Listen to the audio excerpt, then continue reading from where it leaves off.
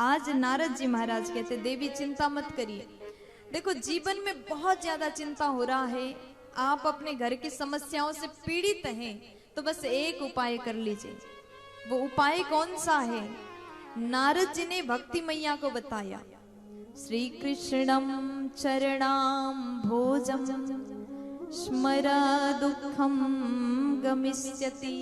अगर जीवन में बहुत बड़े बड़े दुख है, चिंता है, तो केवल भगवान के चरण को पकड़ लीजिए। जिसने प्रभु के चरण को पकड़ लिया उसके जीवन में दुख चिंता नहीं होगा। और आगे आज नारद जी महाराज कहते देवी चिंता मत करो, मैं ज्ञान वैराग्य को जागृत करूंगा। अब ज्ञान वैराग्य को जगाने के लिए नारद जी महाराज ने उनके कान में वेद पढ़ करके सुनाया। थोड़ी देर के लिए तो जागृत होते हैं, फिर मूर्छित हो जाते हैं। गीता पढ़े, बड़े बड़े पुराण को पढ़ लिया, लेकिन थोड़ी देर जब तक मंत्र का उच्चारण हो तब तक जागृत होते हैं, लेकिन जैसे समाप्त हो तुरंत गिर जाते, मूर्छित अवस्था में पहुंच जाते। अब नारद जी बड़े चिंतित हो गए, अब कैसे ज्ञान वैराग्य को जगाए। इतने में आकाशवाणी हुआ। आकाशवाणी में क्या कहा? सत्कर्म करो।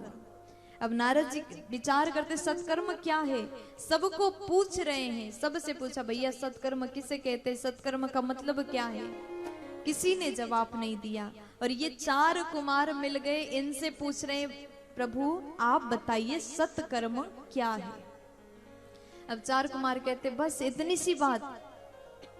सत्कर्म का मतलब है, अर्थ है श्रीमद् भागवत महापुराण। बोलिए भागवत भगवान की। आप भागवत कथा का आयोजन कर लीजिए। अगर आप भागवत कथा आयोजन करते हैं तो यही सबसे बड़ा सत्कर्म है। नारद जी को डाउट हुआ, उन्होंने पूछा प्रभु अगर ऐसी बात है तो मैंने तो वेद पढ़ के सुना दिया। वेद रूपी कल्प वृक्ष में फला हुआ फल ही भागवत कथा है। जब हमने वेद ही सुना दिए तब भी ज्ञान वैराग्य नहीं जगे, तो भागवत सुनाने से कैसे जगेंगे? तब नारद जी ने जैसे पूछा, 4 कुमार कहते हैं देखो नारद, आपके मन में जो संशय है इसको हम दूर करेंगे। कैसे? अगर आपको फल में बड़ा ज्यादा मन लगता, फल खाने में आपको मन लगता है, आपको आम बहुत पसंद है, किसी को सेब पसंद है, किसी को अंगूर पसंद है, लेकिन अगर आम नहीं मिल रहा है और आपको मन हो रहा है हम आम खाएं, तो आप सीजन नहीं है तो आम के पत्तों को खा रहे हो, पेड़ को खा रहे हो, आम के पेड़ के लकड़ी को खा रहे हो।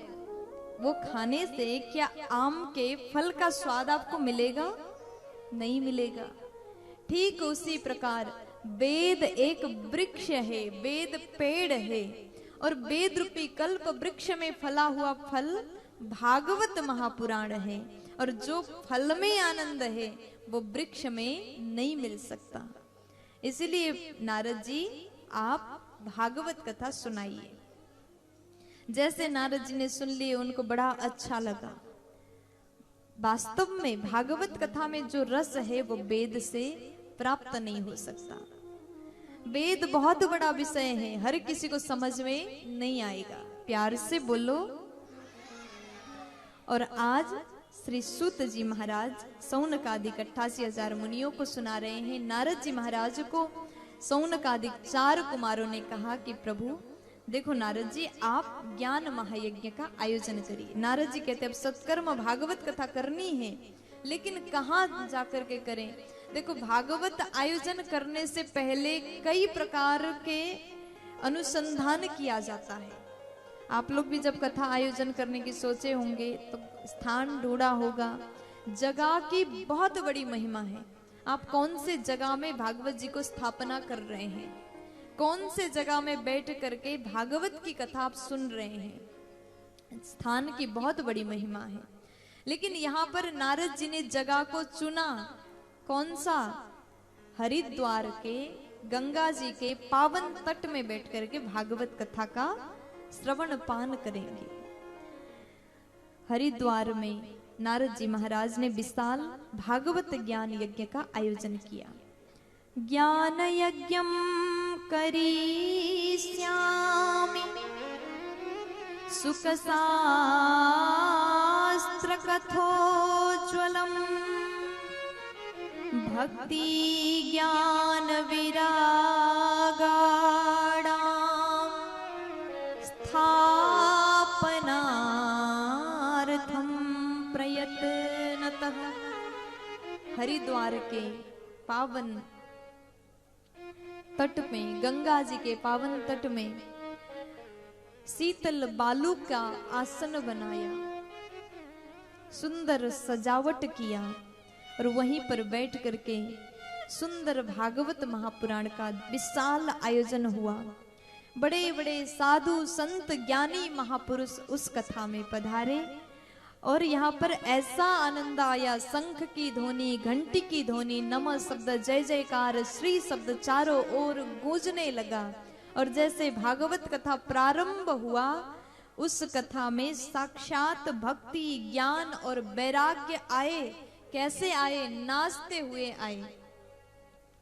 यानी कथा के प्रभाव से ज्ञान वैराग्य जब मूर्छित थे, जागृत हुए और पूर्ववत जवान हो गए।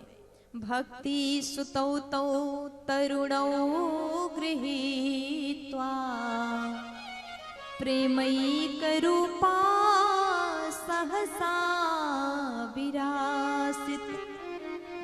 श्री कृष्ण गोविंद हरे मुरारे नाथेति नामानि मुहुर्वदन्ति।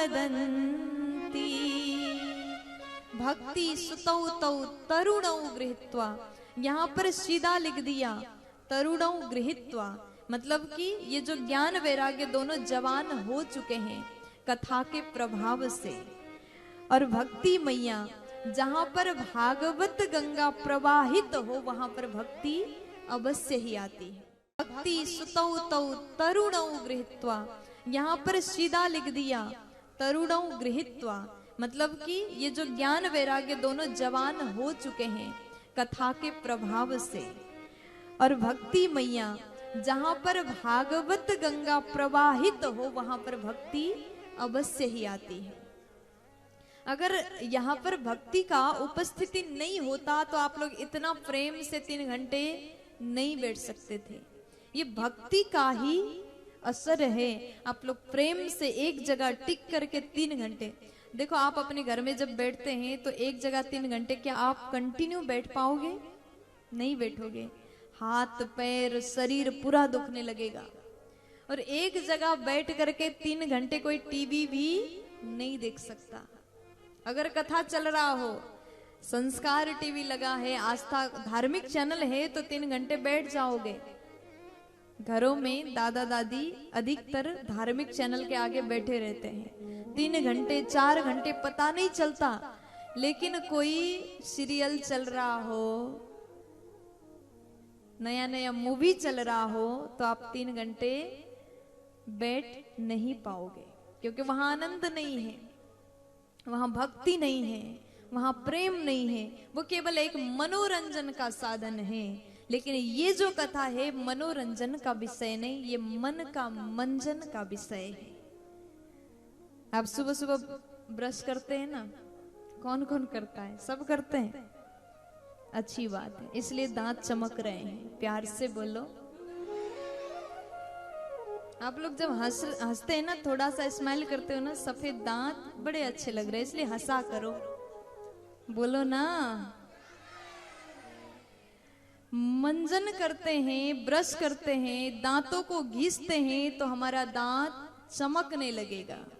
उसी प्रकार हम कथा सुन करके मन का मंजन करते हैं, हमारे मन को निर्मल बनाते हैं। जितने भी अंदर मैल भरा है उसको हम धोते हैं।